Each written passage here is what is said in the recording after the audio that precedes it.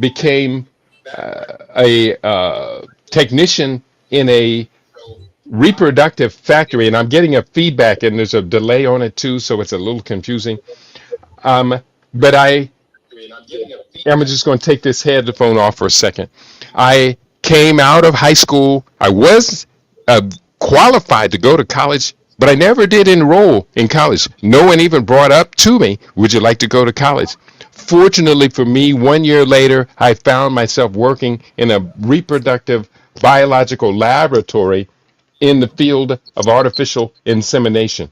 So it was that science grounding, later combined with the idea of ITAL food, clean food, that led me to bind the two together and pursue that as a lifetime course. So after having pursued that for over 40, 50 years now, 50 years, I have authored some 60 books, and I've done a lot of study in the areas of nutrition-based healing, functional medicine, alternative therapies, conventional therapies, as well as herbology and everything. But for me, the central theme becomes food is nature's most perfect medicine, and that's the approach I apply any and everywhere I can find.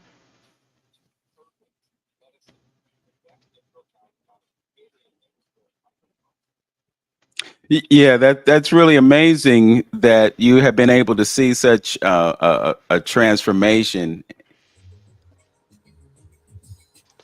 I do see the transformation, and I do the best I can to apply it all around for everyone. People come to me as clients, as nutritional counseling clients, and the system works. It really does work.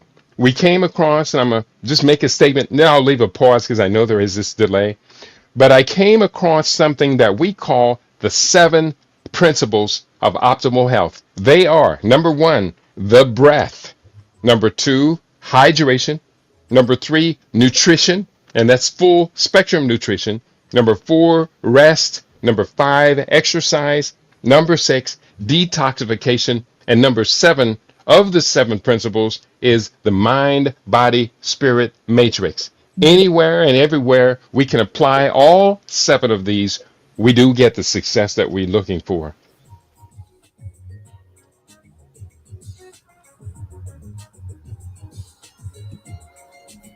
That's amazing. We're also hearing music for some reason. I don't know why. Oh, I might need to mute. I'm playing music. One moment. I have to get in the vibe. Oh, you are? Not, Okay. not anymore. Okay. All right. Well, I'm reaching out to our engineer to see why we might be getting feedback, because this has happened a couple of times in the past few years, and we're going to figure this out.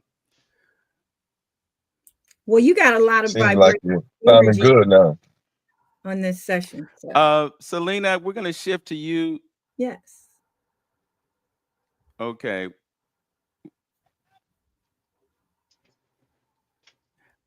You have worked with Chef Keaty, and I think that there were some things that you were able to resolve under his tutelage. So you want to share that with us?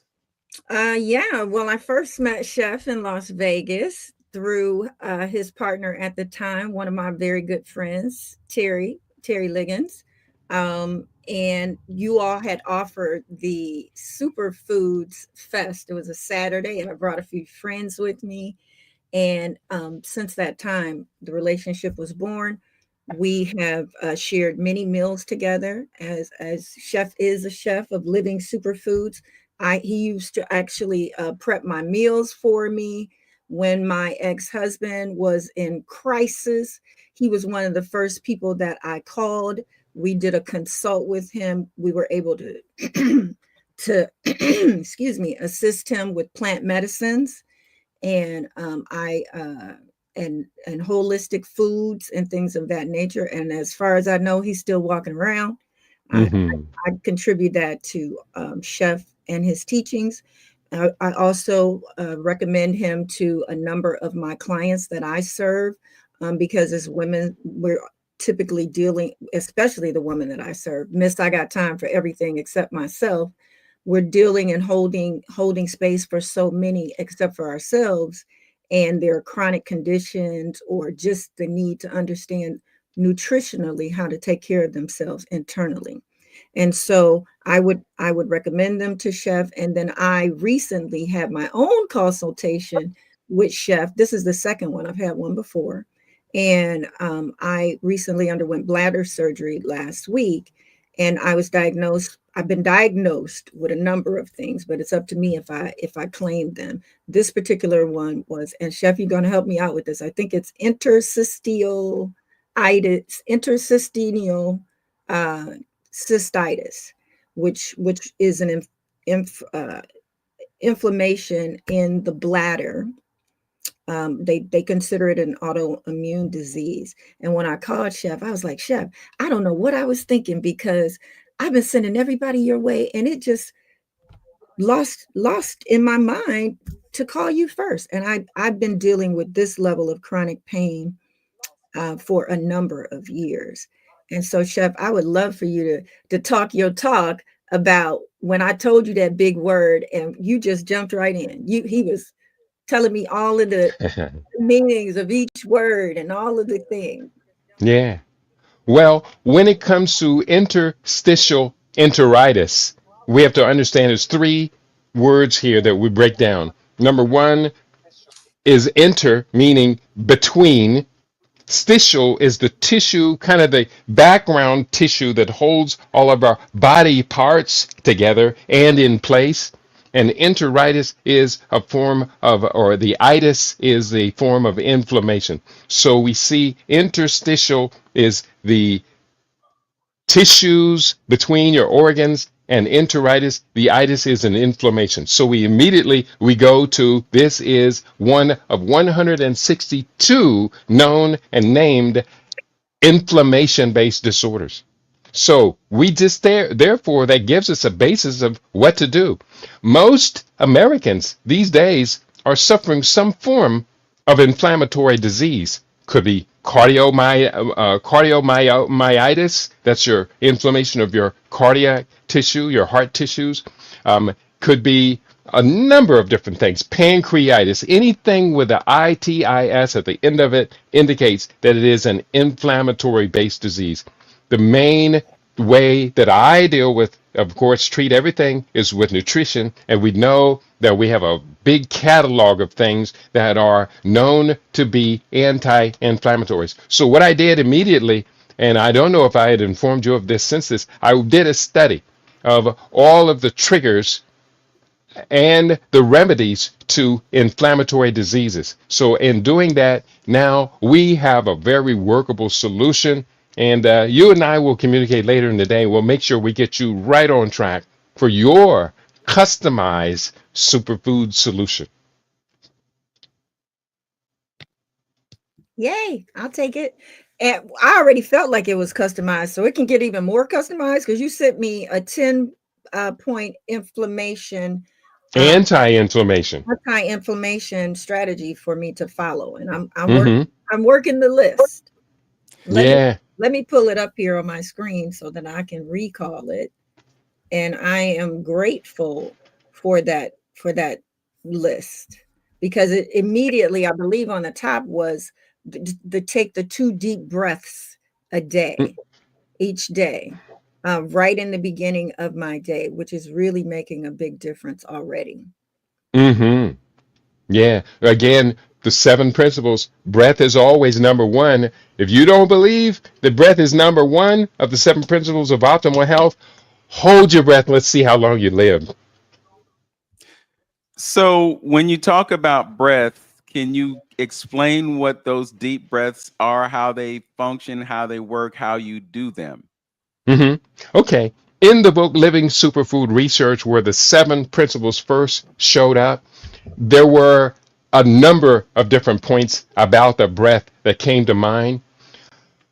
You know that most Americans, unfortunately, especially when it comes to black people, most black people over the age of 50 are suffering from some form of hypertension, high blood pressure, a metabolic syndrome disease. And what most people don't know is that you can immediately take control of your hypertension just through the breath.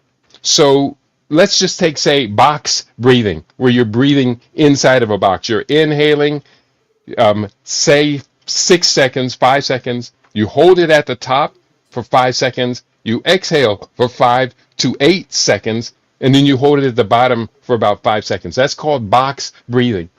By box breathing for about 2 minutes before taking one's blood pressure, you are able to lower your blood pressure by as much as up to 30 different points.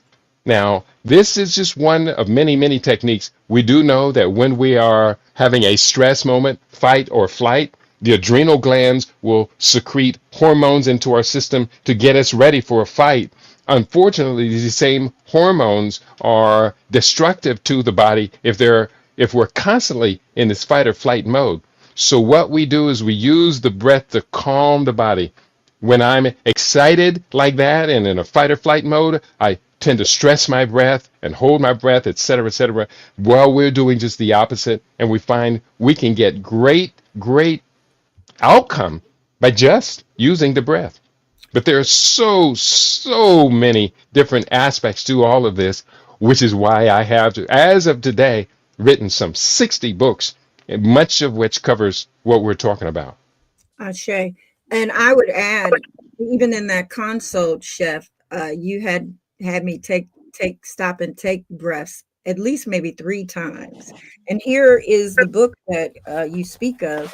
When I had these downstairs in a box, and I'm like, wait a minute, I know I got Chef's books. It's so easy when we're lifing and all of these things to just lose track of what we already have. Most of the time, you already have everything that you need. And so I was grateful that I could go pull them up, and these are all on the Living Superfoods. Awesome. Okay, so it looks like you've been able to apply a protocol and get results, and the results are so great that you decided to come back. Chef, I want to talk about the connection between emotion and disease. Can you provide an explanation for that to our viewing and our listening audience? That's a very, very good question. Emotion and disease. On one hand, we do know that our emotions are connected to our hormonal system. And just it could be anything from fear, the fight or flight syndrome that's connected to our adrenal glands, which sit on top of our kidneys and immediately flood our bodies with, if we need to get ready to fight, then it's going to pressure us up like a jet going into combat. And if we need to relax after that, we have to come down. But the emotions and our health is connected. There's a word called I started to think about it. Well, we have the placebo effect, which is epigenetic. That was the word I was looking for. Epi meaning above, genetic meaning genetic. So when we talk about our emotions and our health, there's no doubt there is the epigenetic impact right there. Also, our health is connected to our emotions. Most people are unaware. 86% of the serotonin, the feel good hormone, is manufactured in our gut. That's the gut microbiome. So by keeping our gut healthy, our microbiome healthy, we're giving ourselves a boost of this serotonin, of the dopamine, the drive, the hormone that drives action, our body to action.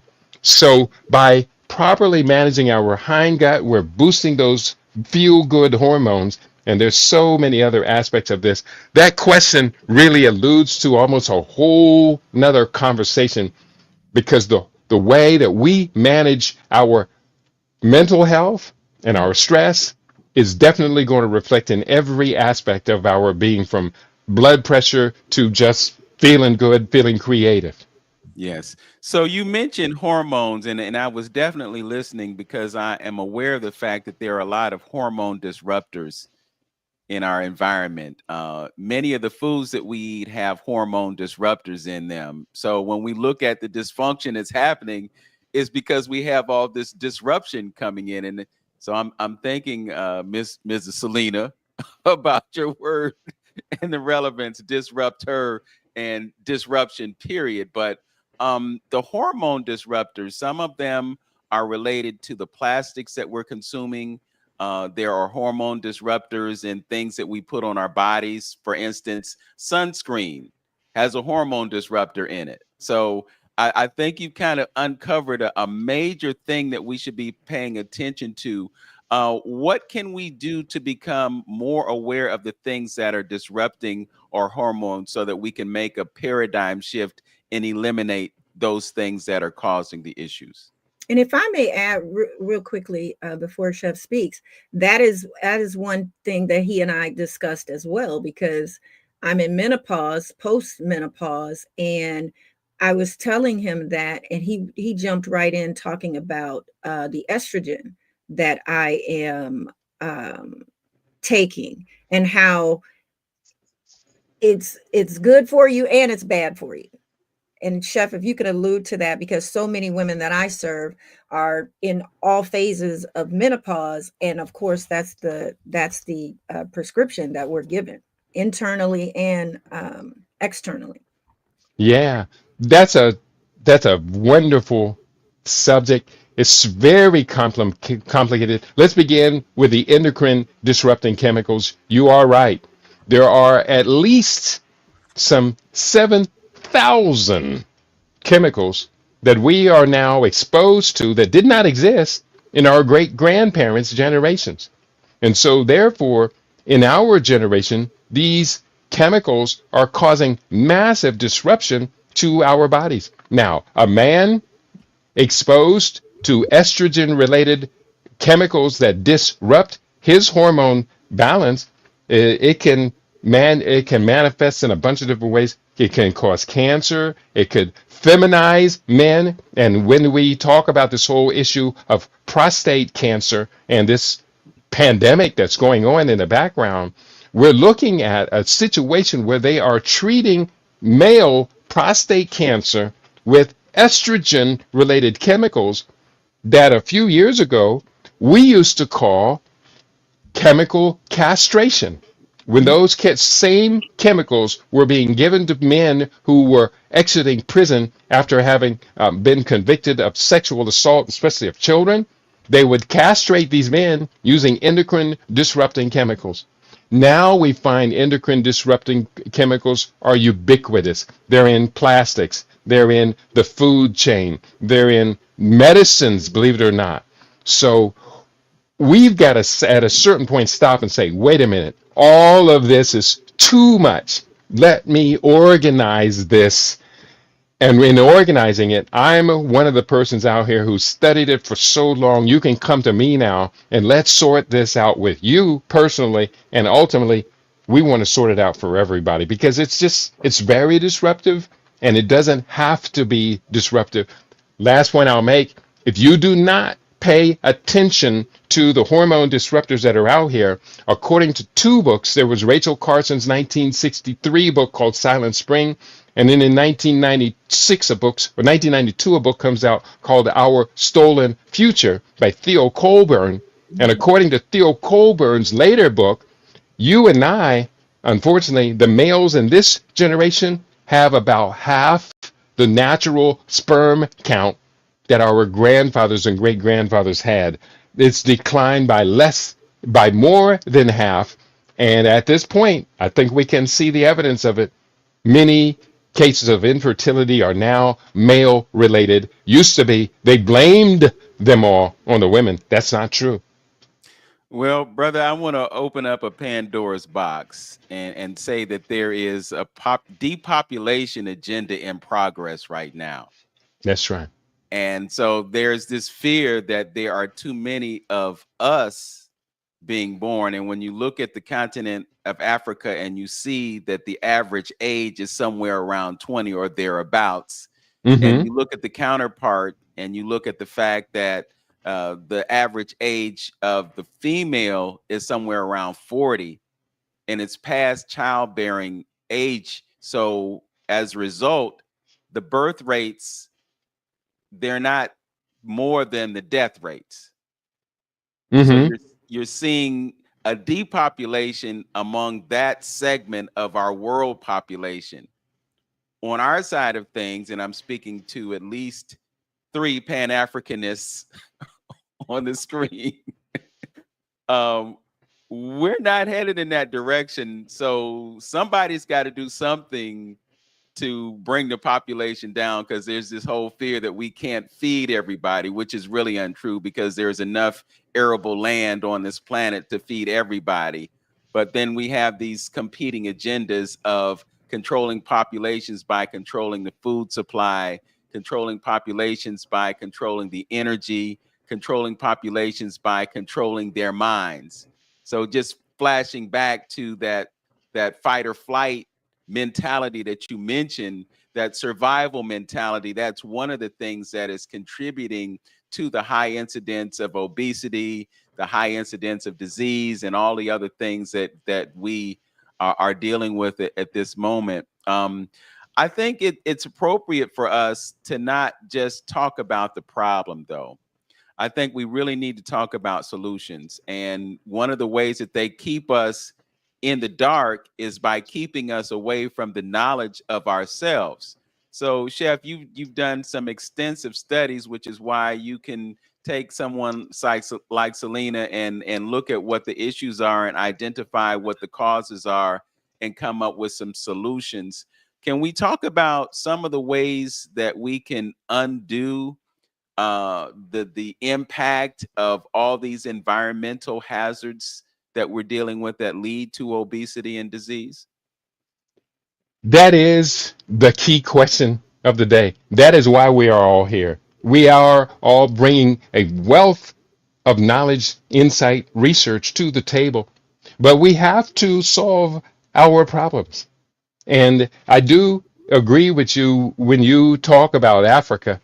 Everything that you're saying about Africa is so profound. It opens up a door of wonderment when one looks through that door. When we look at the youngest nations in the world are Niger and Uganda, that's because African women are having babies. And personally, and we have been told all of our life that Africa is overpopulated.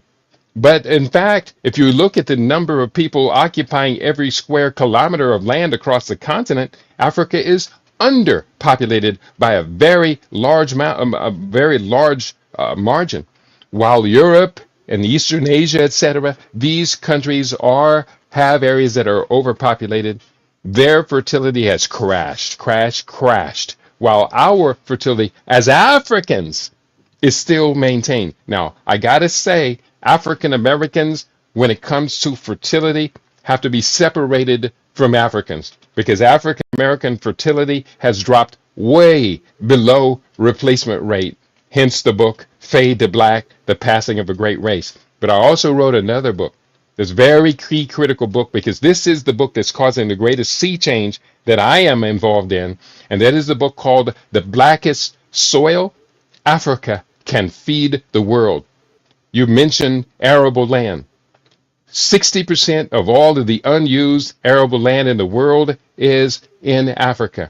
And if all of Africa's arable lands were applied, Africa can feed a population of 12.9 billion people. Billion with a B. 12.9 billion. Right now, there is 8.2 billion people on this planet. So Africa can feed everyone. But why then is Africa a net food importer? So it essentially comes down to an identity change, a sea change of our identity. We were captured. We engaged in what they call the Stockholm Syndrome, where we accepted the values of the outsider as our own values, and even in trying to prove to the outsider that we accepted their values, we kind of went too far. And as you know, some of our cousins, I'll claim them too, have gone so far into MAGA land that they're going to need a radical, what do they call it, drop squad, deprogramming and reorientation of priorities. But I think personally, all of us need that when it comes to food and nutrition, which is why I have concentrated my work where can I get the best outcome from my own research. I think it's in food and nutrition. Okay.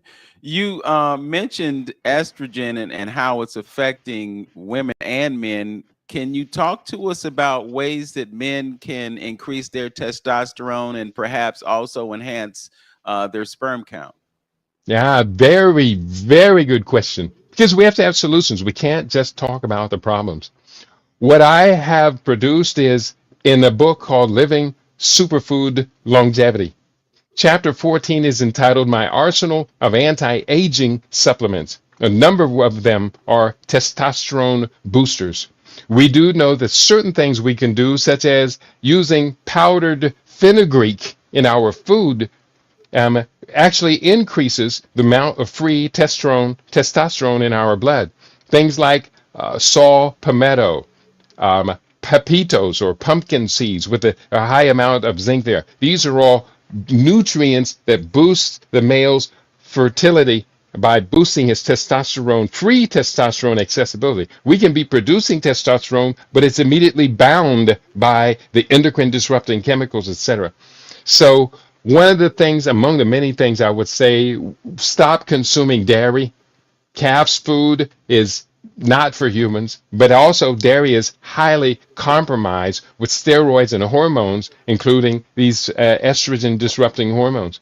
I would say for men who have been diagnosed with prostate cancer, first thing I have to ask you is, how do you know that? How do you know that you began this process called prostate cancer? It is because of the PSA test. I've tested. You have heard of the PSA test. Am I correct? Yes. We're always encouraged to go get the PSA test. But I have right here on my bookshelf, and I'm going to show it to you right now. I keep this book handy. This book is entitled The Great Prostate Hoax. It is written by Dr. Richard Ablin. Dr. Richard Ablin is the man who discovered the process of PSA. And it's called The Great Prostate Hoax because here's a subtitle of the book: How Big Medicine Hijacked the PSA Test and Caused a Public Health Disaster. So to my brothers, please trust me on this one. But I want you to verify for yourself. The prostate specific antigen test, I will never submit my blood to the PSA test. And I caution any brother who has done it and they tell him, oh, your blood markers are high in this PSA marker. But what does that mean? You don't know what it means. Read the book by Dr. Richard Ablin and find out why he calls it one of the greatest hoaxes to take place in our generation. You know what, brother? I think sometimes that they have all these diagnostic situations that they employ to see if they can find something that they could possibly treat. And I think what happens in many cases is that, as you've indicated, someone will go in and they'll get one of those tests, and then they will rely on the results of that test to determine the rest of their lives. Mm-hmm. And it's said in some circles, and I'm reflecting on things that I heard years ago, but they said that many men, well, first of all, as you age, you're going to have some issues with the prostate, particularly if you have a poor diet. So if the prostate is going to enlarge, and then you deal with the issues that happen as a result of the prostate enlarging. But I think, some men could actually live the balance of their lives with prostate cancer and not really be affected by it the way they scare you in. So they scare you into treatment. And sometimes men who are way too young to go under the knife or to go under the treatments that they give them end up having to deal with the consequences of medical treatment for the rest of their lives, whatever they might be. You talked about saw palmetto, you talked about pumpkin seeds, you talked about fenugreek. And I know, because I'm a man of a particular age, as you are, we get bombarded with ads for these Mm-hmm. supplements. Mm-hmm. There are some who say that when you take the supplements, they just basically pass through your system and you don't get the full impact of it. Some of them talk about, well, our product is purer than other products, so they're more effective, and they poo-poo all the other products. But I guess the question is, would it be more effective to consume the foods that have those nutrients in them naturally, or to default to the supplements and think if we pop a few pills every day, we're going to be okay? That's an excellent question. An excellent question. Remember, a supplement is called a supplement. So, by definition, it is only to bolster what you are lacking in your nutrition.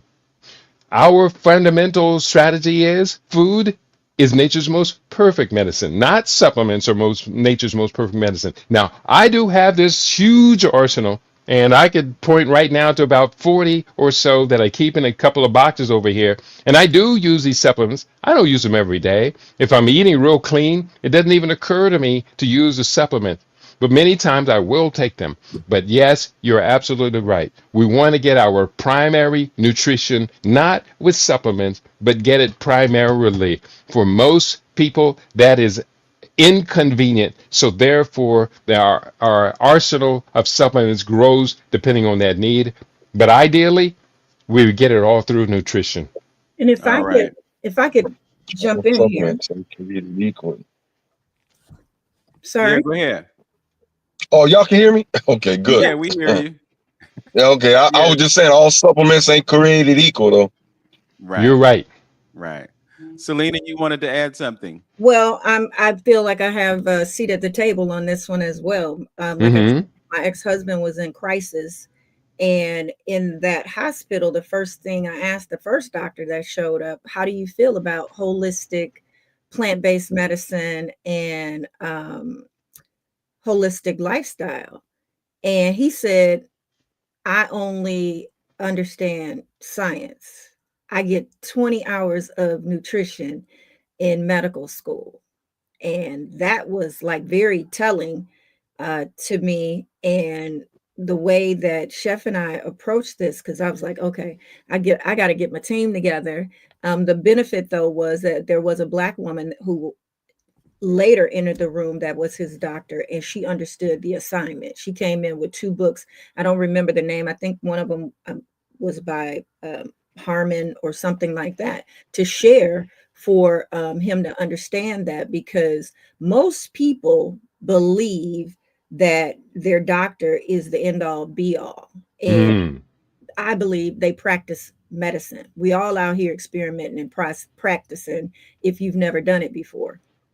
And then the other thing, he there was high blood pressure in the frame of that. And one, one of the things that he shared with me was, and meaning my ex, and one of the things that he shared with me was when he first got that diagnosis, the doctor said to him, here, just take these pills. He was like, well, do you have anything else? Because I don't want to take those pills. He was like, well, most people just take the pills because they're not going to do all of the other things. He was like, well, I want to try that before I just start taking all of these pills. And it's diet and exercise. And if y'all know who I'm talking about, you know, he get it in on the exercise. So Mm-hmm. I believe it makes a difference. The fact that they're pushing the medicine as this instantaneous solution, which we don't now know is not a solution at all. It just maintains the status quo. That's why you got to disrupt this thing of keeping you where you are. It does not heal you. You're not healed. If you accept that diagnosis, of which so many people do, wear that clothing of these diseases, then your body is going to accept it too, because it does not know the difference. If you keep telling yourself, because you're telling yourself, I'm this, I'm that. So that's why I do a lot of saying, they say I have this, they say I have that, because I don't own that. I see myself as healed. They have made all of these diagnoses, but I'm on the other side of that. I see me healed. I called that thing. I named that thing. And I surround myself with the people that can help me do that. And I think that's very important for men and women to understand that who you are directly connected to and the things that you are consuming, especially in African communities, that you know, these oils and this taste is killing you. Mm. Flavor that they make these foods in are chemically produced, artificial, Mm-hmm. natural flavors. You can look it up. There's over 700 of them on the government's website. Mm-hmm. None of them are produced from any plant. And if we keep putting, and I believe I'm quoting you here, Chef, if we keep putting dead, unnatural, processed things in our body, and I believe that is the outcome of what we see. I was doing that for 47 years of my life. So Mm. some of this and what I'm dealing with. So let me just run down the list to give y'all some perspective and be real here. IBS, all of these syndrome things, right? That was irritable bowel syndrome, Sjogren's syndrome. I have this my portion of it, and these are autoimmune disorders, right? Um, Dry eye, dry mouth, different things that enter cystinocystitis is known as painful bladder syndrome. Mm-hmm. So all of this, most you all don't realize that you are killing yourselves from the inside out when you're putting things in your mouth. There's never this correlation that what I'm putting in my mouth is impacting me.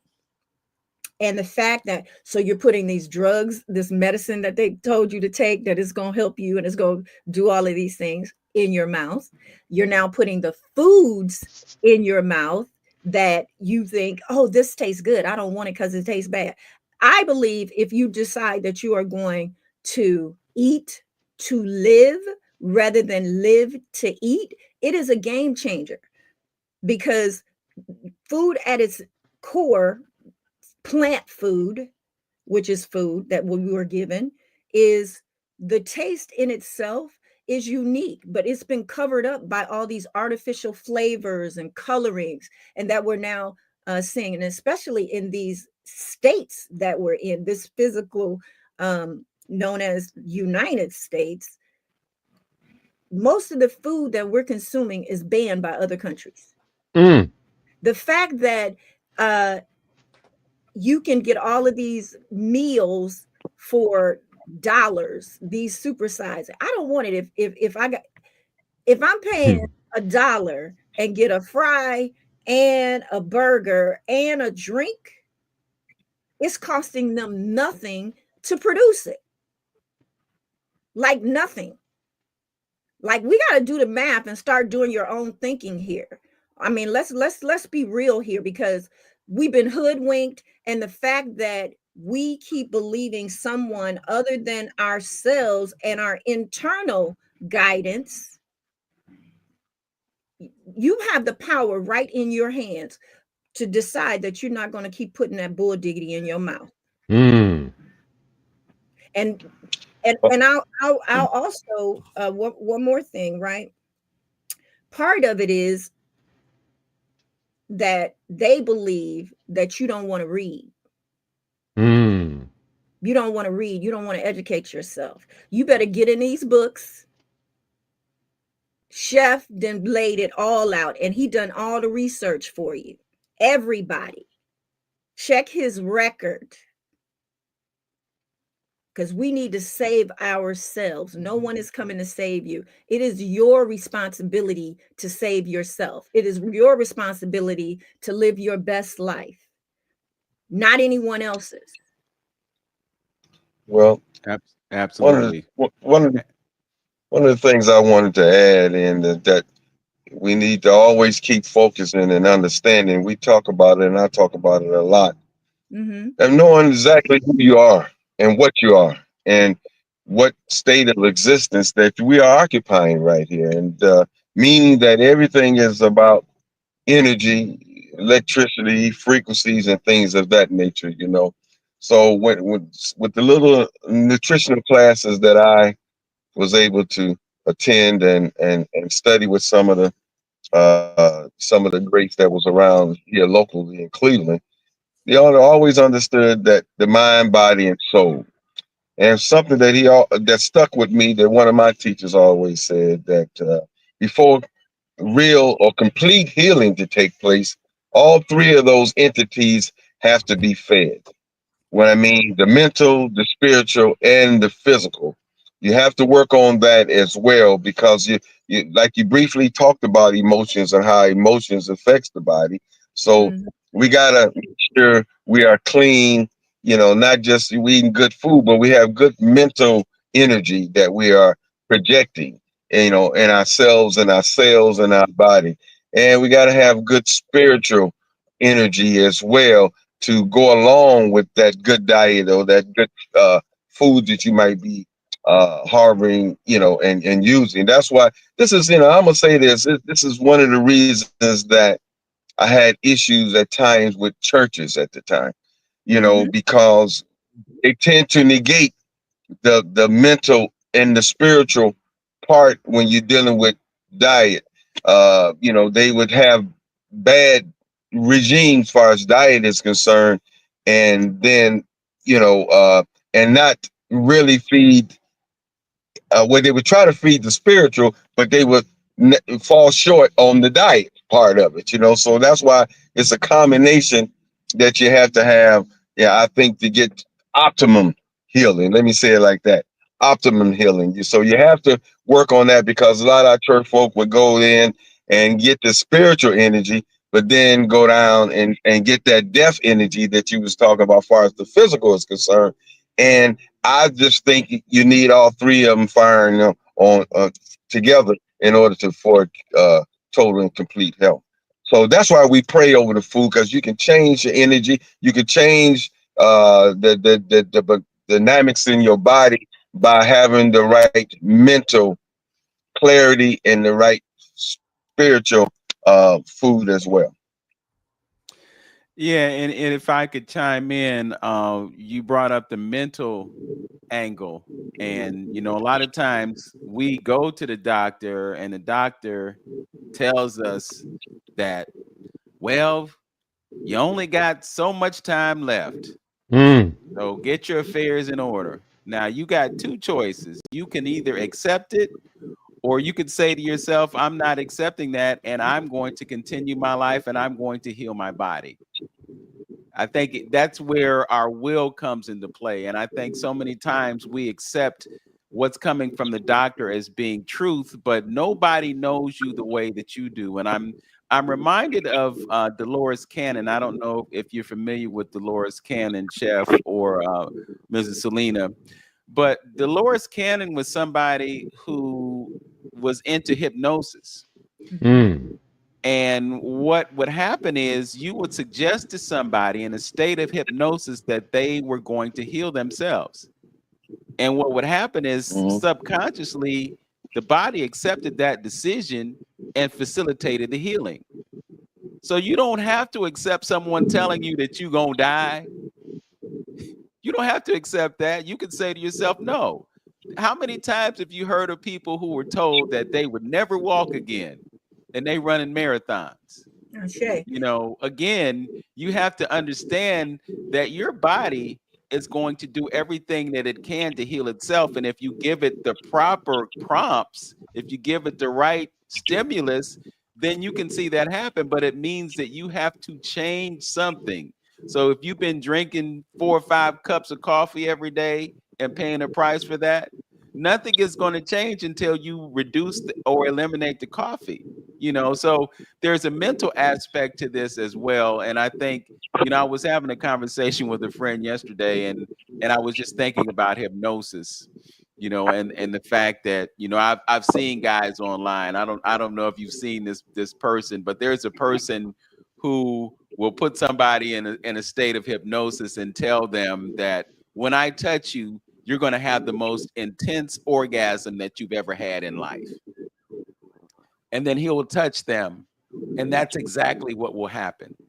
Well, that situation was completely mental because he affected their mind to a point where something would happen as a result of that suggestion. So what I'm saying is you can suggest to yourself that you're going to heal yourself, and it will happen. Yeah. There's so many things for us to put together, but the bottom line goes back to what Antonio said moments ago, and it was about knowing yourself.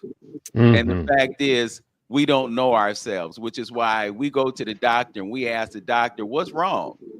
And then the doctor goes through his list of symptoms and things that treat those symptoms, and he'll give us something and he'll say, try this, or she'll say, try this.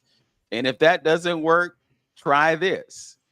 And so that's why they call it a medical practice, because they are practicing on you. Well, And they're never really getting to the cause of the issue. They're just treating the symptoms. So you could take that pill for high blood pressure for the rest of your life and deal with the fact that your liver is storing all the toxins that are in that chemical that you take on a daily basis. And I know you're big on detoxing, Chef. And in the next hour, we're going to talk about some specific strategies for detoxing. But we don't detox. We don't fast. We don't meditate. We don't do any of the things that are conducive to us having a better quality of life. You know, these bodies don't last forever. At some point, they're going to stop working. The lungs stop expanding and contracting. The heart valve stops pumping, and the spirit goes somewhere else. But there are things that we can do to enhance the way our bodies function, so we don't have to walk around with the pain, so that we don't have to be pushing the things that we push to get around it. Bruh and sis, it's sad to look around and see people pushing carts so that they can get from point A to point B. I'm thinking about Chef Babette right now. I'm sure you're familiar with Chef Babette. This is a dear friend.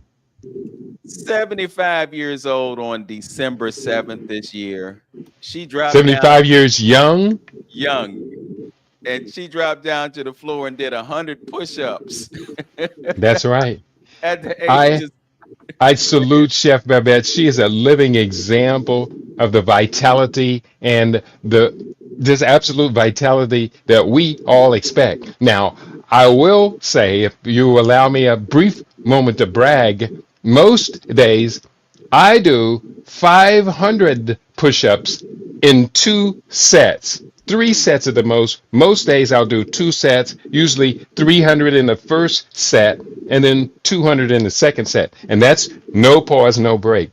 So that we have to understand, at age 70, I'll be 70 next month, we still have this awesome capacity within ourselves. Now, there is a question in the chat box from Gerard. Did you get a chance to see that? I saw that and I was going to get to it, but I know that we don't have enough time before we go into the next phase of this program. So we'll pick that up. Gerard, I know you need this information, so we're going to get this to you. And we got a few other things that we're going to get to as well. Very good. We're already 11:57 right here on AM 1490 WERE. You're listening to 360 Info Network. Our guests are Chef Kitty Awadu and Mrs. I want to get that straight because you know Mrs. carries implications. Mrs. Selina, and we'll leave the last name out for the purposes of identification at this point. But Mrs. Selina, she is a transformational teacher, and she has a great impact on the sisters who take advantage of something that she is doing, and we're going to talk about that as well in the second hour, Mrs. Selina. So we're not going to forget about your platforms as well. Just a quick reminder as well, we are going to be doing Jazz at Larchmere Arts next Friday at 7 o'clock.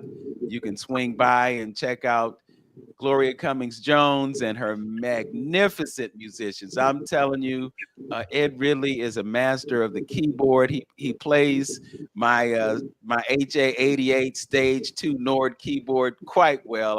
I don't want to say that I'm jealous, but I enjoy his playing immensely, along with Brad McGee on upright bass. So, you know, you're getting the real deal jazz when you come to Larchmere Arts. So we'll swing by next Friday at 7 o'clock. And don't forget, we'll be at Rudy's with the Access Band tomorrow evening, and that will be at 6 o'clock, and that event is absolutely free. Also, just want to remind you to check out our YouTube channels, The Journey with Antonio. You can check him out, on YouTube and subscribe to his channel and get him to where he wants to be. And do the same thing on my case. We'd love to have you as a subscriber to our channel. We strive to bring you great content. And as you can see, we have two very well-informed individuals who are giving you information that you can use. Also, just want to shout out our engineer, Tone Harley. He comes through for us every week, bringing us to the airwaves and to the internet simultaneously, and we definitely appreciate his effort. As always, know yourself, love yourself, be yourself, and make today your absolute best day, y'all. Join us on YouTube. Peace. Peace. All right, it's 12 o'clock noon right here on YouTube and Facebook, and we are having a great conversation with folks who are giving you information that will affect the quality of your life in a very profound way and a very beneficial way if you choose to accept information that they're sharing with you. I will put out this disclaimer. This is not medical advice. So see your medical professional for if you have certain health issues. This is for entertainment, education, and information purposes only. FCC, YouTube, and everybody else who is monitoring us to hear what we're saying and see what we're talking about. With that said, we have the author of 60 books. And as I said in the first hour, this brother is like Imhotep because he's versed in so many different subjects. Health is one of them. I also know that he has an affinity, as our brother Hamtonio does, to the great continent of Africa. We mentioned in the last hour, 8 billion people on the planet and 60% of the arable land on the planet being in Africa. So we really shouldn't worry about us being able to eat, because there is enough land to feed everybody. But they give this illusion that there's a certain scarcity. And I think just the mindset of scarcity is one of the things that's being used to control us. It's just like the whole idea of the scarcity of money. Well, money might be scarce in some of our lives, but then there are these other folks that have way more than they could ever need. So it's not an issue about there not being enough money. I think the real issue is what those who have it decide to do with it. And one of the ways that they keep us under thumb is by giving us the impression that they have all of it and we don't, which keeps us in that fight or flight mentality that is used to control us.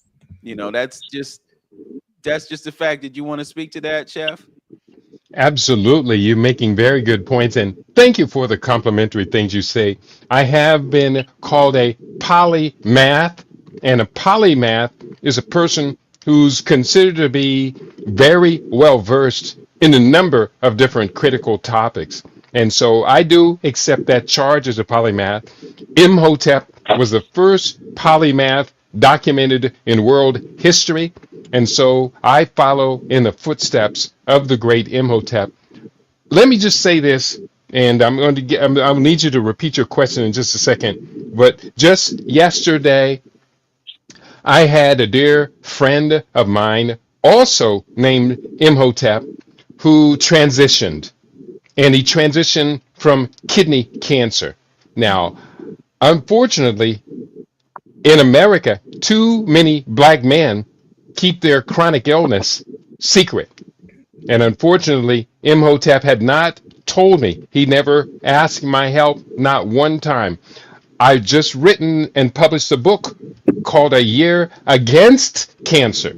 So I look forward to working with cancer patients and suggesting all the things that we have documented can help the body to cure itself. There was this question that appeared in the chat as well. I think this is a good time to get to this particular question from Gerard. He wrote, "Good day, great discourse. What about kidney health? It seems dialysis centers are popping up at every corner. Is kidney failure rampant only in the black culture?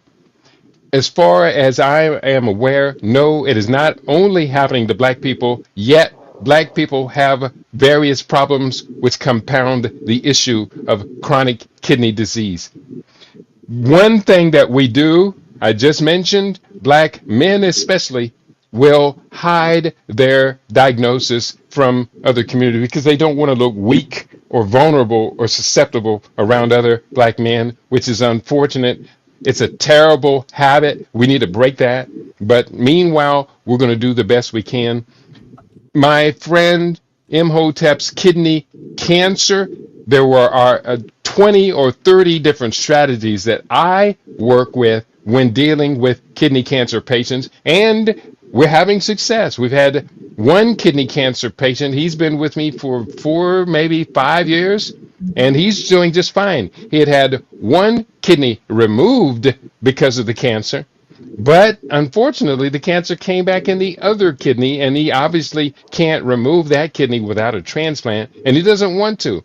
But the beautiful thing is, he came across the living superfood strategies, has been faithfully, diligently implementing them, and now his remaining kidney appears to have been stabilized. The cancer is no longer progressing, and that's the first stage of the healing process. Let's stop the cancer progression. So, Gerard, the problem with kidney disease is it corresponds with 3 other diseases that are rampant in our communities. Number 1, kidney disease corresponds with hypertension, high blood pressure.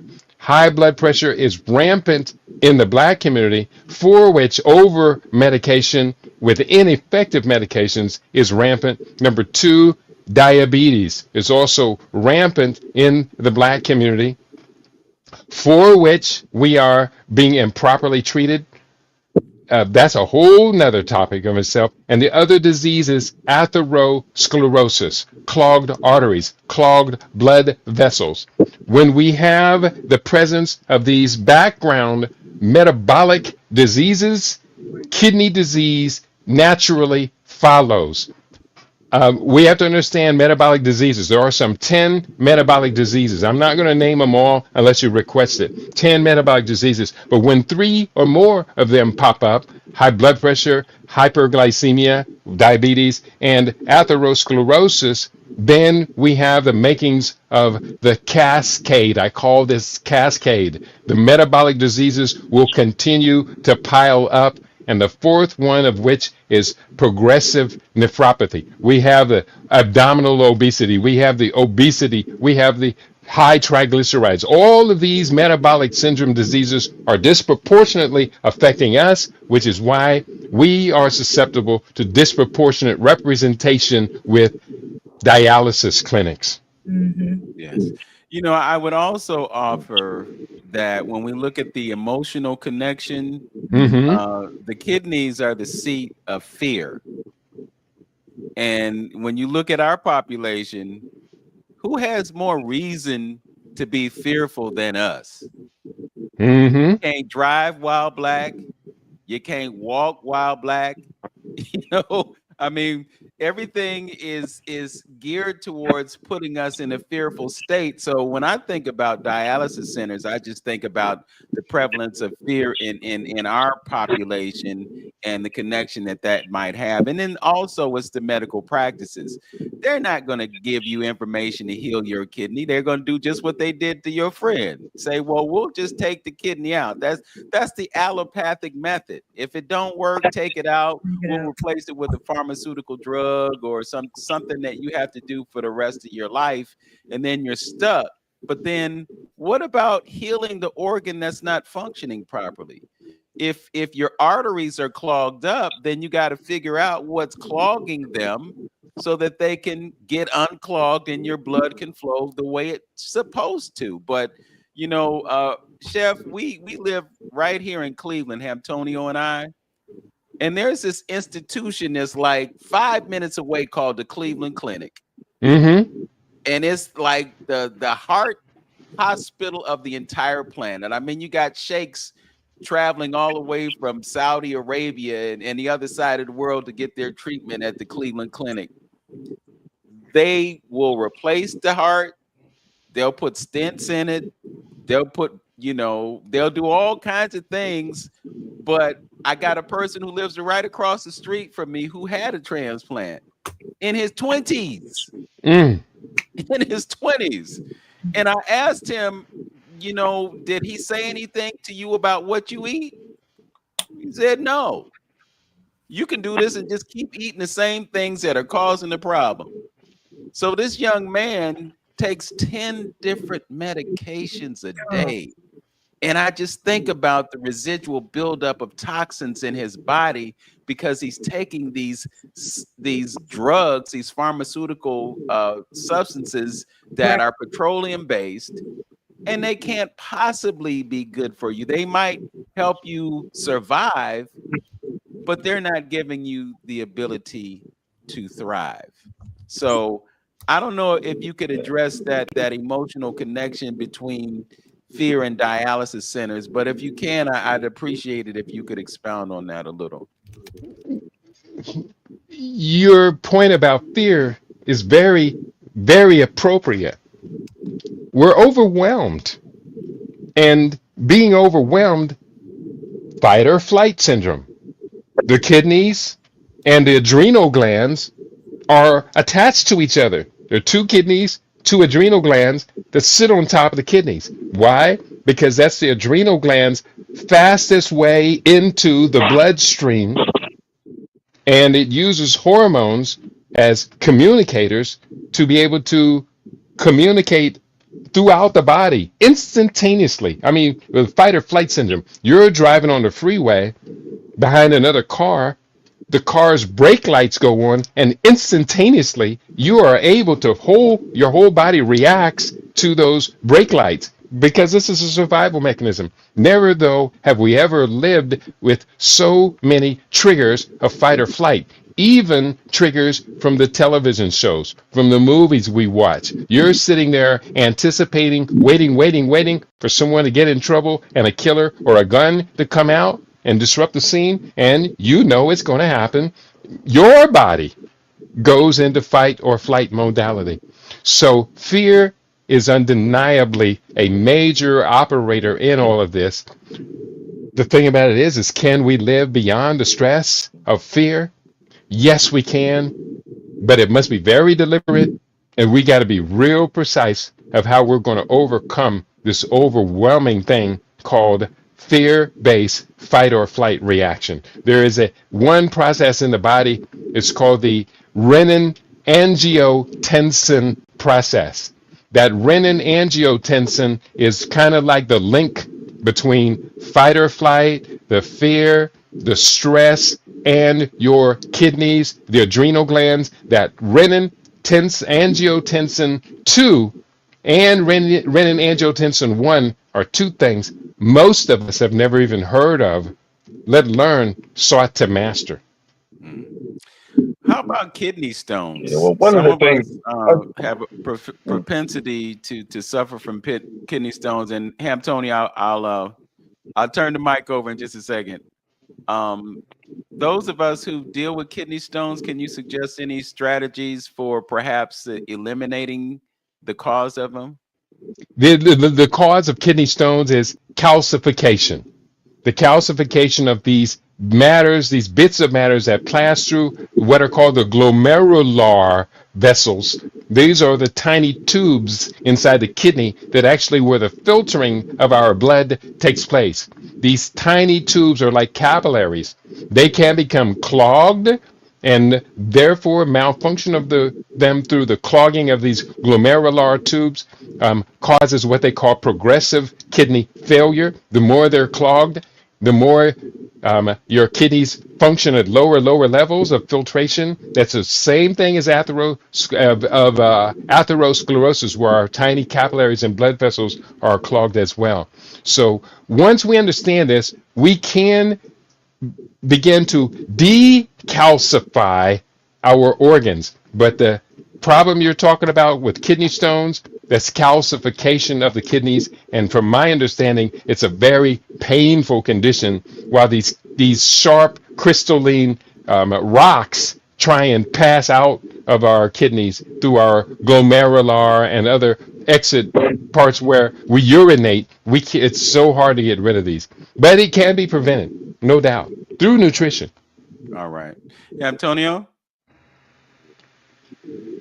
Yeah, again, I just want to bring up about us, just looking around and seeing we are we satisfied with what we've seen.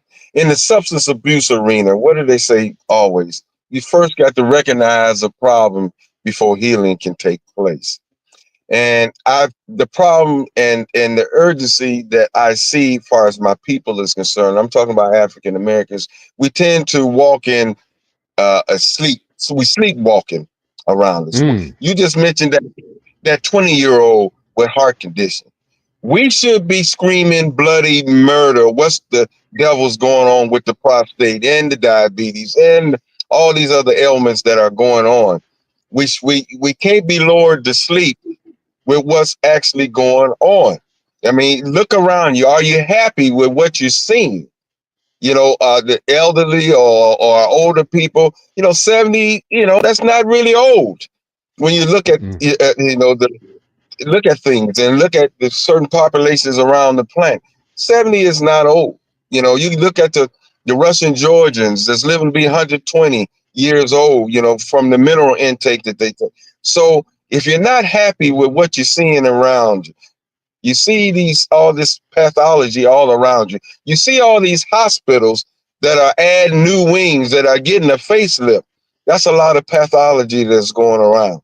So we need to be doing, like the sister said earlier, we should be studying and doing our research and knowing our own physical, because evidently we are doing something wrong. And that is a statement and a cause for you to have some action and do some action and do some research. We can't just lollygag and go along with what we see. So we should be open to what other folks maybe that has the credentials that's trying to bring to the table as far as our health is concerned. So recognize the problem, see what's going on at this particular time, and do some research in reference to what's going on, and know yourself, know how these particular different systems in your body work, so you can do things and feed them nutritionally and optimize your food and things that is necessary to keep you healthy. So I just think we walk around, and we got to understand our biochemistry is different. It's starting to come out. I used to preach this long time ago about the instrumentation and the calibrations of our hospitals being based on the white male and white female. We need to understand it, and that's knowing our biochemistry and knows what works for us as African Americans, and even living in certain regions that affect you being African American. Up here in the North, it's not good for us.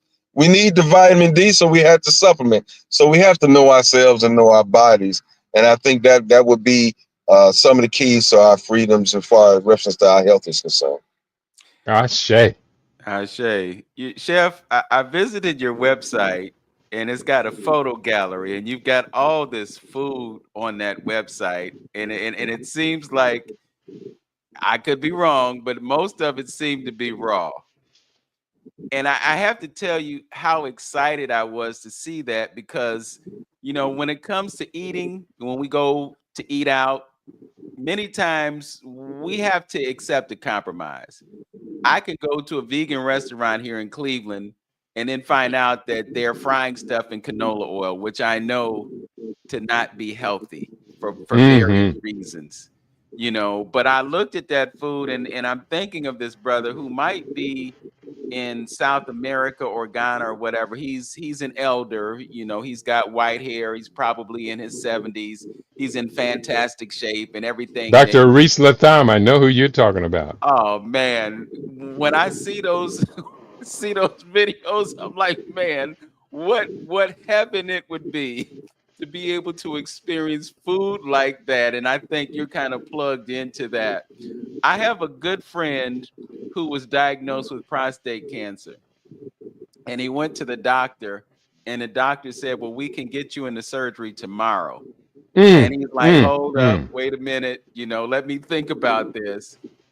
And so what happened was he didn't come back the next day. He went raw vegan for 30 days. He came back to that same doctor, and the doctor said, what happened? Because the cancer was gone. It was gone. It was gone. Now you understand why the doctor had such a sense of urgency. Get him into surgery. Get him into our matrix. Once he's in deeply in our matrix, we've got him. And unfortunately, they're capturing black men. It's almost like slavery days. The slave catcher is catching our people. Could we ever imagine that the slave catcher would turn out to be a doctor capturing our sisters with diabetes and hypertension and hormone replacement therapy and capturing our brothers through the prostate? You did mention the food. Do you mind if I just take a few pages here? I put up some of my food for the screen. Do you mind if I share this Please, one sec? please do. Please Okay, do. I'm going to go ahead and click this. This should push this on a screen. Now, it's playing picture in a picture. Are you seeing it come up on there? I'm getting ready to pull it up if I can. Okay, here, let me stop what I'm doing. Okay, it's playing picture in a picture, but I'm trying to get it up on the screen. I think you will be the one to put it in the show. Yes. And if not, I'll just describe it. But Selina, you can testify. We do the first Saturday raw vegan feast here in Las Vegas, and the pictures are spectacular. Most people are really surprised to come to a single dinner where I'm serving between 30 and 40 different menu items. But I just love doing it so much. I want to share this with the world. Okay, we'll That's try to how we met. share it now, see if I can pull it up. Go ahead, Selina. I was going to say, that's how we met. I attended one of his Living Superfoods back in Las Vegas. That might have been 2017, 2016. Mm-hmm. And it's amazing. I probably have photos on my Facebook page that you can run it back and find them as well. And being there. Yes. We got it. And Yeah. Now, if you're having a hard time getting that, I may be able to put it up instead of my face, or we'll just tell people to come back later and we'll put the portfolio together. But it's a wonderful thing that we're sharing, and we love having you over, Selina. We loved having you over for the dinners. I'll be there soon. So I noticed There you go. there is some cooked food on there. So you're not completely raw, but I would have to imagine that you consume a great deal of raw food. What do you believe is cooked on there? Nothing on there is cooked. There is some rice that's there, and I think the rice is the only thing that's cooked. There's the untuna that's not cooked. The crackers, the round crackers, those are of course store bought. But then there are some square crackers down in the corner, and those are my own raw vegan crackers. I'm going to just turn a few pages on this, and you let me know what you think about what you are seeing. This is, of course, the same plate, all the different foods. I just love eating like this. This is like normally what I would eat every day. It's got the couscous tabbouleh in the middle. There's my potato salad, which brings all the girls to the yard. There's a raw green pea salad. There is crackers, flax crackers, blue corn chips, and the cauliflower. What do we call the cauliflower? It's like jollof rice, but it's made with cauliflower. A few pages. I'm just going to keep turning here. This will be one of our normal first Saturday feasting meals. So we serve the soup. We have the mashed potatoes, which are sweet potatoes. There's all kind of different dishes. Everything is live. This day I prepared a meatloaf, but I call it a nut loaf because it's all made with nuts and just flax seeds, etc. I do grow as much as my food as I possibly can. So this is the early spring. This was my garden for this year. The garden's a mess right now because it's 111 degrees today and every day in Las Vegas. But I will be replanting in September. The garden again, the nut loaf. And so we do the first Saturday raw vegan feast. If anyone is in Las Vegas, we do encourage you to text me, and you can be invited to our feast. We'd love to have you. It is undeniably a celebration of the best food we could possibly eat. Okay. So obviously it's not completely raw. It all depends on who you listen to. Because there's some who would say, don't eat grains at all. No rice. Some say white rice is better than brown rice. Some say brown rice is better than white rice. Some say black rice is better than all rice. And some say the wild rice is the best of all. I think ultimately it just comes back to what is best for you, because one thing is not good for everybody. And so you got to do it on a case by case basis. But can you talk about the importance of not necessarily defaulting to, but leaning more on the raw foods and the whole foods versus dealing with the processed foods? Because most of what we eat is processed. For instance, and I think, Selena, we may have talked about this in another situation, but you could go to a place like Popeyes or Chick-fil-A and get a chicken sandwich that has like 80 ingredients in it. When you look at everything that goes into the bun, and you look at everything that goes into the coating on the chicken, and then you look at the chicken itself and know that there are hormone disruptors in the chicken itself, you're taking in all these chemicals. But this is the predominance of our diet, which is why we deal with so many of the dysfunctions that happen in our bodies. So I know I'm not telling people that they should not be carnivores and not consume meat, but could you talk a little bit about why a plant-based diet is a good option? And I'll say this: there are some who say that you shouldn't eat fruits and vegetables, and you should rely on a carnivore diet. And I've had Black people say this, people who are in the bodybuilding, who talk about how important it is to ingest all of this protein. But then you have brothers like Yaqui Elohim who say that that's a fallacy and that you should rely on the carbs because the carbs give you energy. What are your thoughts about including meat in your diet? First of all, let's eliminate humans from our profile. Let's go just with the animal kingdom, because humans have a way of rigging things to make themselves look better. We're going to go to the animals, and we're going to weigh carnivores versus herbivores across the animal kingdom. Then we could ask the question, would we prefer to be with the carnivores or the herbivores? The largest herbivore on the planet is the African elephant. The largest carnivore on the planet is the polar bear. So the African elephant versus the polar bear, their longevity ratio is 325 to 1 or 3.25 to 1 for advantage elephant. We could look at primates. The gorilla is primarily all herbivore, while the chimpanzee will eat meat, but the chimpanzee eats meat under stress. Under stress. So when we look at those animals in comparison, the gorilla outlives the chimpanzee by, I think it's something like 20 or so years.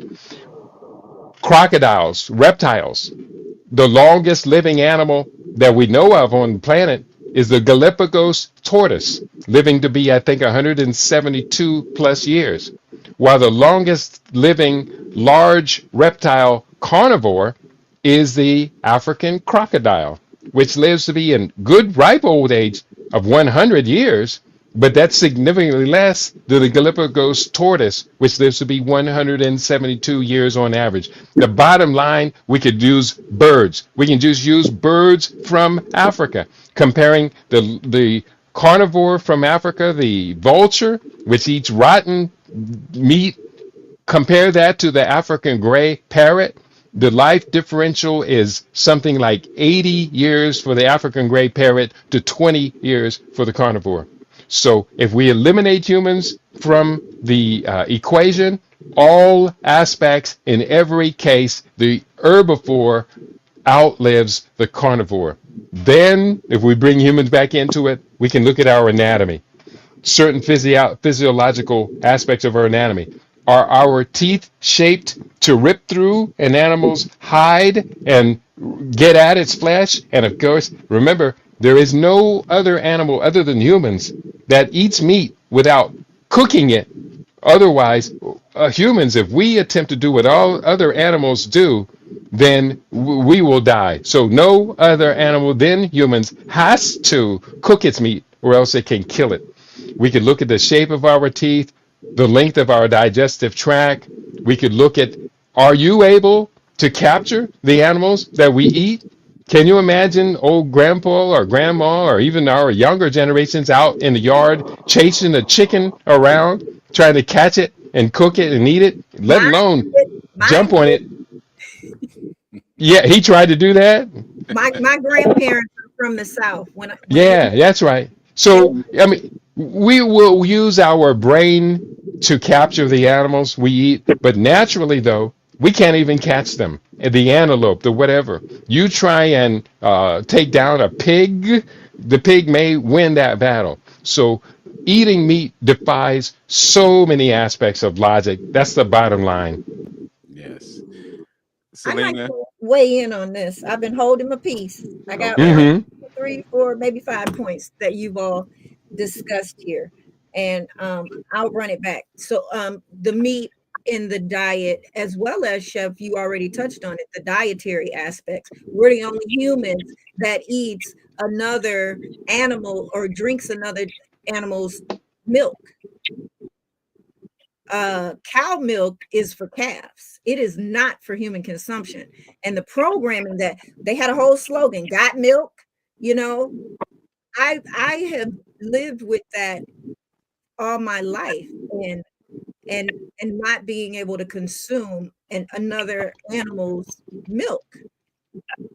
And thank God my mother didn't feed us babies. And so I believe now folks are starting to understand.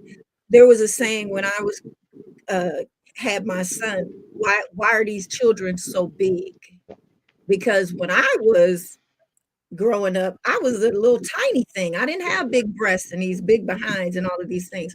It's the hormones that happen that are in the food that we're taking on of the animal, as well as the chemicals and the pesticides and things that they use in the treatment to bring it to market and for it to stay in the stores preserved for so long. So we have to really start looking at that. If you just educate yourself. You got the little thing in your fingers now. You can just really get more knowledge. Knowledge is going to save your life, first of all, with respect to that. And if you decide that you must eat meat, it is not the main item on the plate. Mm. It is a delicacy. It does not need to be consumed in that manner. And you need to be asking yourself, be thinking about, why do I like it so much? Some of this food you are addicted to. They call it short-term energy relieving behaviors. Anything that you're addicted to that you are not having in moderation. Moderation is sometimes. It is not every day. It is not every week. If you're on a regular regimen of that, that is probably too much. The other thing, Brother Hamtinio, I Yeah. apologize if I misspoke your name. Antonio, yes. And you touched on beliefs and the church. You on my street now, because our beliefs and what we have been taught since we were in this world around religion in this world, Western culture that we are in, is what holds a lot of us hostage. And once you start going inward, which I talked about earlier, and start getting your own understanding of you, it's conflicting with what you've been raised on and what you've been taught and all of those things. But understand that a lot of that is out of scarcity, fear, keeping one safe, and it gets passed down for generations and generations and we're not in that space anymore. Like everybody has access to all of the information. So do your research. Do what your understanding allows you to understand about you, because it is the only thing that knows you better than anyone. Anyone. So I want you all to keep that in mind. And then Brother Gerard asked about the uterus and fibroids, right? I walk this path. Anything that I'm sharing with you, I have lived it. This comes from a lived experience. I'm not telling you somebody else's story. I'm telling you my story. So understand and hear me well. For women, especially Black women, that's another way that they come to us through the uterus, right? The first thing they want to do when they bring up fibroids is take it out, like our good brothers here was saying, right? And that's not always the case or the answer, but fear would have you believe that it is, and it is not. My beautiful sacred uh woman here, Queen Afua, it's all in her book, Sacred Woman. I am a sacred woman. I went through her rites of passage. It teaches you about African lifestyle living. Brothers, you can use this book too. I know Chef, you know her well. And That's right.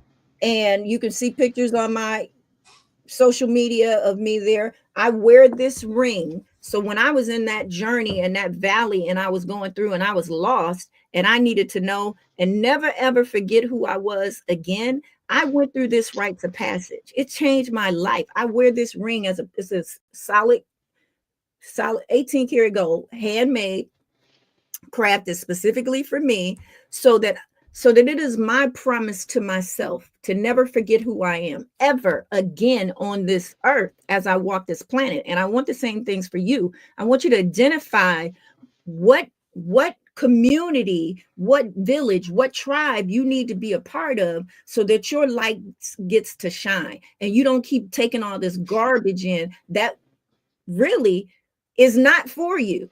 It was never designed for you. If you want to read and educate yourself, you need to be looking at a Black author that knows what they're talking about, that has lived experience, because they are uniquely qualified, because you have the same African makeup. That's how you get your identity back. You get among the people that love you, that are going to help you rise, help bring you along. Black women, we already know it's an unwritten rule, and I'm seeing it in social media now. If you in distress, find a Black woman. We've mothered everybody, and I'm telling you to help you and to save you. But let me get back on this because the fibroids, it's the hormones, it's the dairy, it's all these unnatural things. But Queen Afua has already written it in the history books here. This book is it had a 20th anniversary a while back. Women, if you don't know about this, you better check her record. And men too. Her son now has also created something for the men. It's called Wellness Warriors. They have a trilogy of books that you can educate yourself on. She's been out here almost 60 years now fighting this good fight for us. Look to your elders that have led the way. That's what I I'm say. saying. Yes. Okay. A couple more and then I'll wrap it up. Okay. Chef, you talked about the coffee. So many people are addicted to this doggone coffee. My ex was included. And one of the things, Chef, that you did was talk about the replacement for that.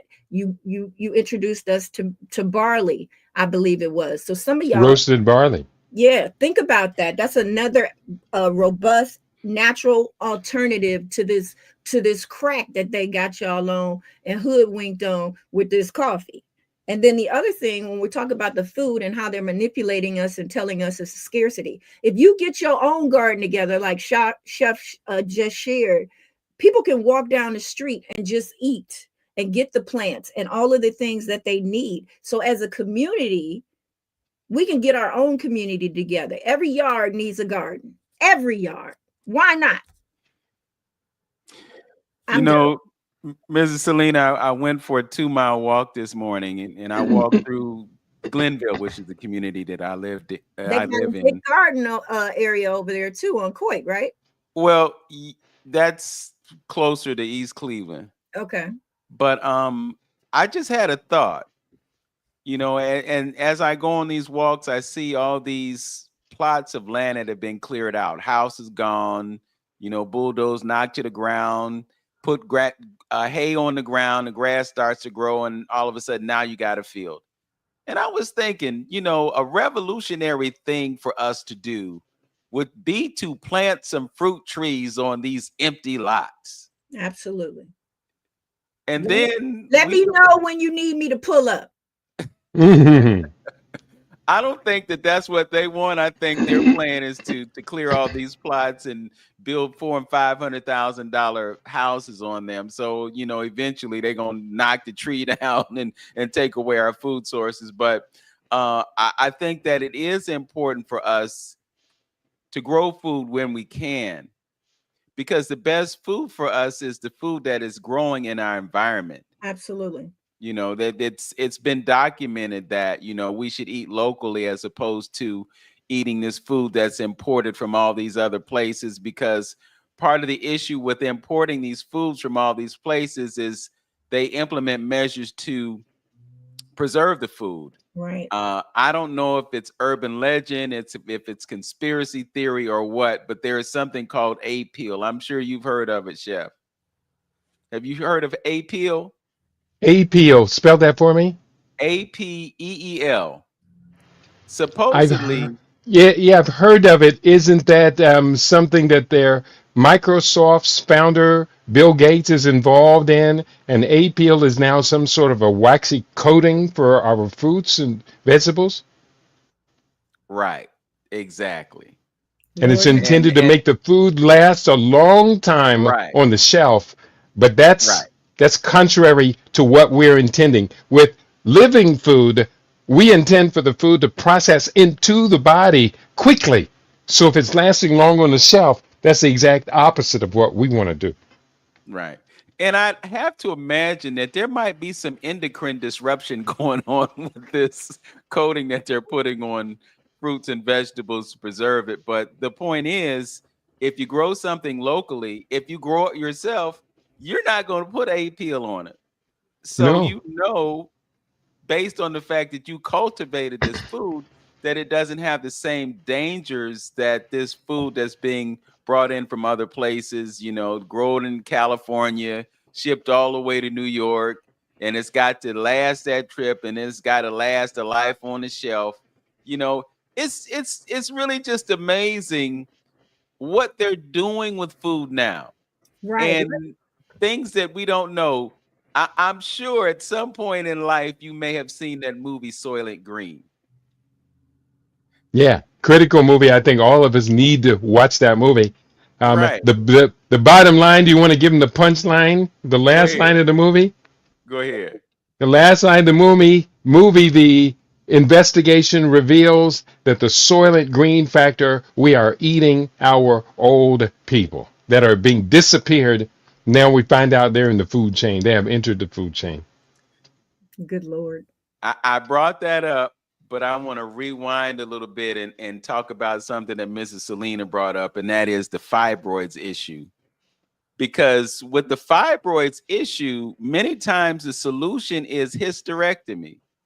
Yeah. Their solution. Yeah. And when they do that, what they're doing is they are harvesting, just like they harvest melanin, like they harvest organs. And all these folks are disappearing. And I might be treading on some thin ice right now, but just think about it. Is it possible for them to grow enough cattle to make all the McDonald's hamburgers that they're making on a daily basis? Oh my Lord. Where is all this meat coming from? And now that they've figured out how they can create meat in a test tube lab or in a test tube or with a digital printer or whatever they're doing to create these synthetic products that are supposed to mimic meat. We've got Impossible Burgers, Beyond Burgers. We got all these synthetic forms of meat. And, they try to make it seem like they're doing it because they want to save the planet. Mm-hmm. You know, perhaps because they want to make better use of the land to grow fruits and vegetables instead of growing things to feed the cows so that we can get the meat. You know, it's just amazing to me how dysfunctional this whole system is, and we go along with it. I know that, you know, back in the day, we didn't have rows and rows and rows of produce. You know, if you listen to what Dr. Sebi shared with us, you know, he was like, no, you know, you eat what's around you. But because we're so uninformed, there are plants growing around us that we don't even know that they have nutritional properties. We put chemicals on our lawn to kill the dandelions. And the dandelion is one of the most powerful plants that we That's could right. ever use. You know, it's like they take away our knowledge of ourselves, our mental state, our physical state, our spiritual state. I don't want to necessarily go down the rabbit hole, but in so many ways, they use religion to separate ourselves from our own personal knowledge. That's where I Mm-hmm. want to go, right? So Oh, go ahead, Selina. I know you want to jump on it. I believe we touched on this a little bit. The thing about religion, right, is something that you do religiously, and a lot of times in the Black and African communities, we want to belong, but it's group think. You have your own mind. You have your own mind, and if you are wrestling with the fact that I believe, because this is me right now, I don't believe the story of Jesus at this time. As I get higher in my consciousness and understanding of who my God is, who my mother, father God is, it is clear to me that the relationship that I have with my God is because my God knows me intimately. My hopes, my dreams, my thoughts, my desires, that inner voice that only I can hear, or that gut check, or whatever that looks like for you in the way that it shows up internally, that it is always operating for my highest good, no matter what I'm in and what I'm doing or whatever, flight, whatever. And when you don't honor that, you betray yourself. And the more that you betray yourself, or you tell yourself bad things, let your mind run away with you and all this, I'm not this, I'm not that. I am is the most powerful thing that you can do. It calls everything into manifestation. And when you tell yourself, I don't remember, then you stop remembering, because your mind believes what you tell it, right? We've been having that conversation. Reframe that. I don't recall. I don't recall. And your memory will start coming back. You're the most powerful thing in your life. Treat yourself like that. Be kind to you. Talk nice to you. You talk nice to other people out on the street. You playing nice because of church, right? When you're suffering. I when I was younger, I did not understand that, because on the outside, as a young person, to me, it looked like what my grandmother would call putting on. It looked like you would be one person on Sunday in church and you're a whole different person the rest of the week. Walking that walk is who you are. It is your character. It is your belief. And right now, your beliefs are what's holding you hostage. I want you to open your mind to the possibilities that things could look very different. Because when you're sick and you got all this disease, it gets real foggy. It's unclear. It is very unclear. And to get things clearer, you need to feed yourself the medicine that is going to help heal you from the inside out. And right now, you've been putting so many things in there, internally and externally, that the body, mind, spirit, emotionally, mentally, physically, is not getting the nutrients that it needs. Yeah. Well, I think you hit the nail on the head when you talked about knowing. because we're in an age now, and perhaps anyone on this call can verify this, but we're in an age of knowledge. The previous age was one that was based on belief. That's right. That's what the Piscean age was all about. The symbol of it was the fish. Christianity was like, the poster child of this age. But there are some, and I'm not going to definitively say that we're in the age of Aquarius, but there are some who say that we are. And if that is a possibility or a reality, it is an age that is based on knowing. The mantra of the previous age, the age of Pisces, was I believe. So we will believe in the story that you mentioned, because it is mythology. I mean, nobody can say, okay, here's his toothbrush. Here's what he used to watch. Where is the evidence? And let me, if you don't mind, we believe that this happened based on what we have been told. But what many of us do not fully comprehend, I'm not going to use understand, I'm going to say comprehend. What many of us comprehend is that book that so many people put so much weight in is misunderstood. The 33 lives, or 33 years, correspond to the 33 vertebrae in the body. We don't match the numbers up with their significance. What is Christos? We don't know about that. We don't know what Kundalini is. We don't understand those things. We just go to church every Sunday and accept what pastor tells us. And then after the sermon, we go down in the basement and we eat some pork chops and some collard greens with hog maws in them that we prayed over. And we're living by grace, but we're not living by the knowledge of how our bodies function and why that stuff shouldn't be in our bodies. So we have to, I guess, pivot to getting to a place where we know what we know, and it's not just about what we believe. And I'm not saying that there's anything wrong with believing. You can believe that your body can be healed, and it will be healed. Right? You could also know that your body is going to be healed and get closer to the finish line as a result of knowledge and not necessarily belief. And that's why the things that are being discussed today are so important for us to comprehend.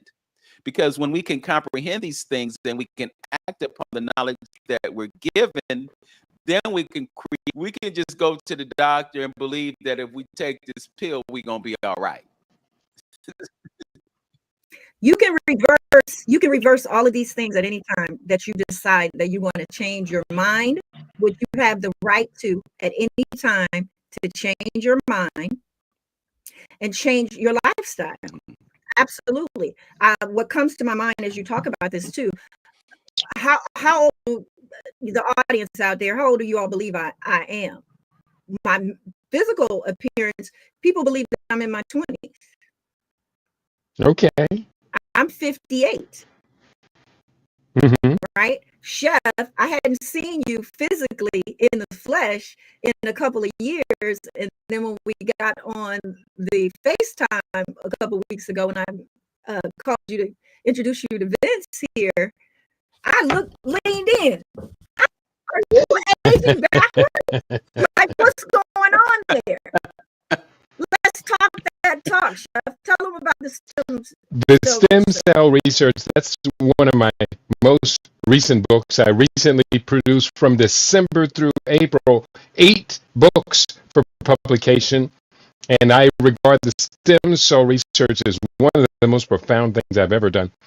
What we have discovered is through a natural process from the inside out, proliferate, differentiate our stem cells. Now, for those unfamiliar, stem cells are the basic cells that our body uses to form as many as 200 different cells can manifest from a single stem cell, 200 different cell lines. So when we're replacing our body's cells at the rate of 300 million per minute, most of the time, that's going to be replaced from stem cells. They'll differentiate into what your body needs. Your body may need pancreatic beta cells, critically necessary for producing insulin. Your body may need, you have a tear in your skin. You need specific cells to repair the tear in your skin or the breach in your skin, and it repairs it from the inside out. That's the work of stem cells. What we have found is, number one, this is the cutting edge of Western medicine. AI search engine, and it will take you into this rabbit hole. But what we're finding is it's extremely expensive. Now, Brother Vince, Brother Antonio, you come to me for a condition, and I say, oh, I can treat your condition. Let's say it's sickle cell disease. You come to me for sickle cell disease for stem cell therapy. The cost of sickle cell treatment for stem cell therapy is anywhere from $2.1 million to $2.3 million. And that's for a single. Or you can come to me, Kitiopia Wadu, and I will say, well, let's regenerate your stem cells naturally, holistically.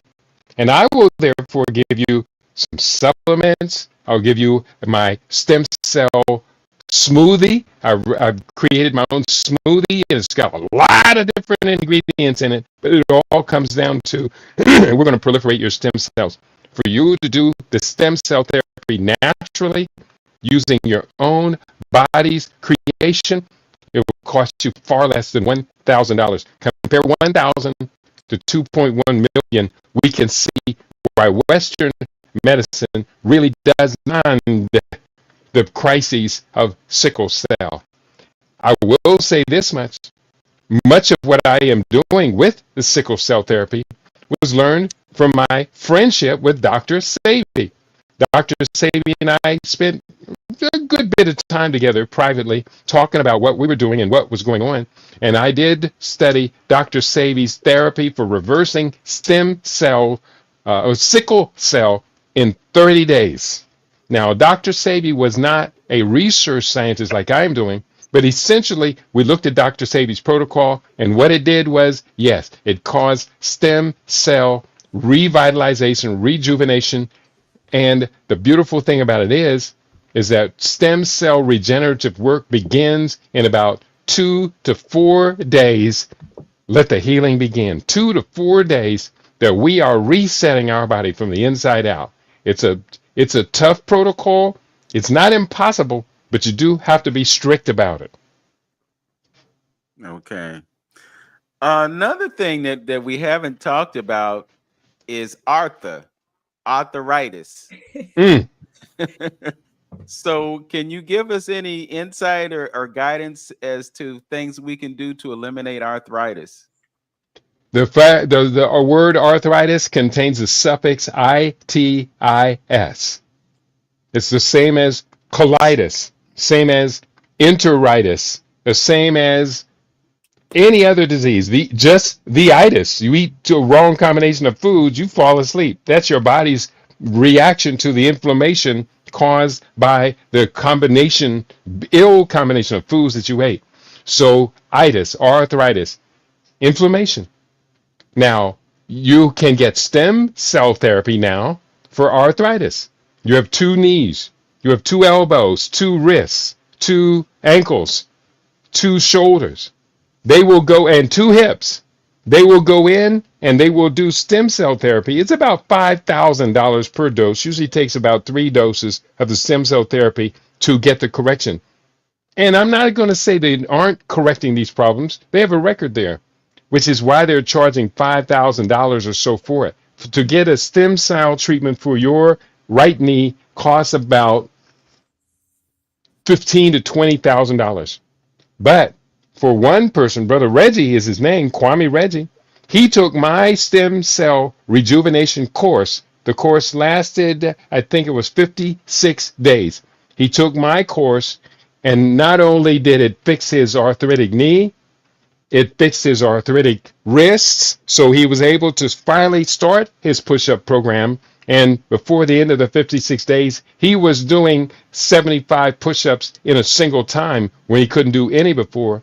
And he corrected his arthritic hip, where he was thinking maybe one day he would have to go in and get a hip replacement surgery, which is very, very expensive.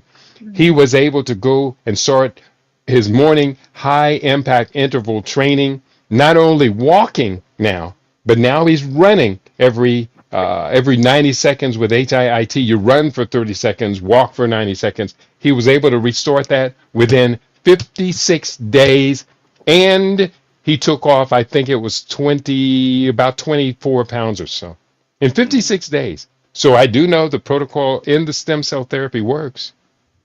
okay. Just curious, and I heard you mention doing 250 push-ups. And you got a couple years on me, Chef.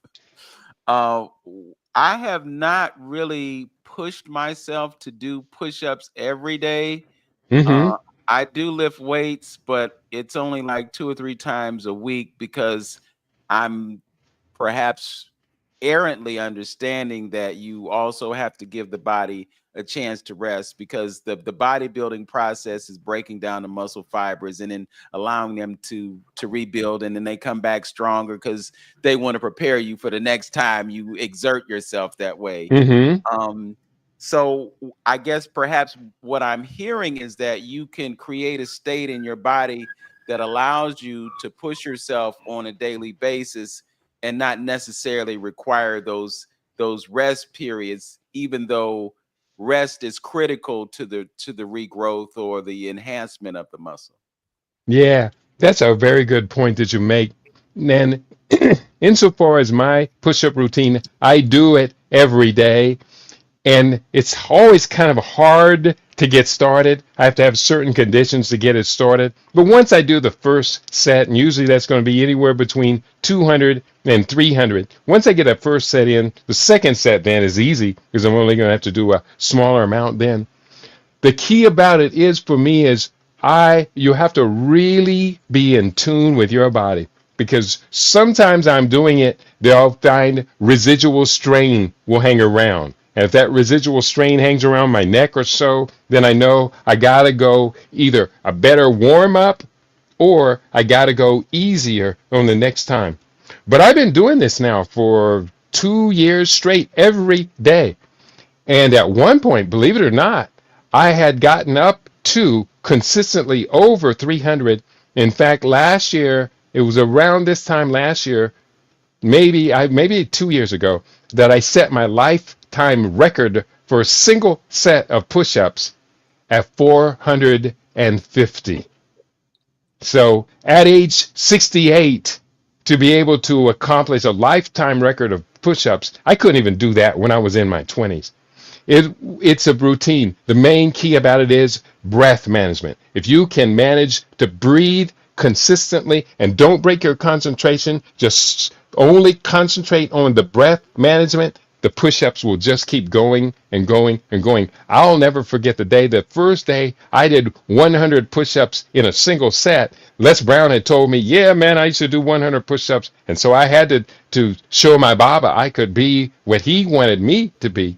And little did I know that one day I would do 4.5 times that much. I never did that much again. In fact, I backed down because it was harder and harder for me to recover between push-up sets when I was above 400.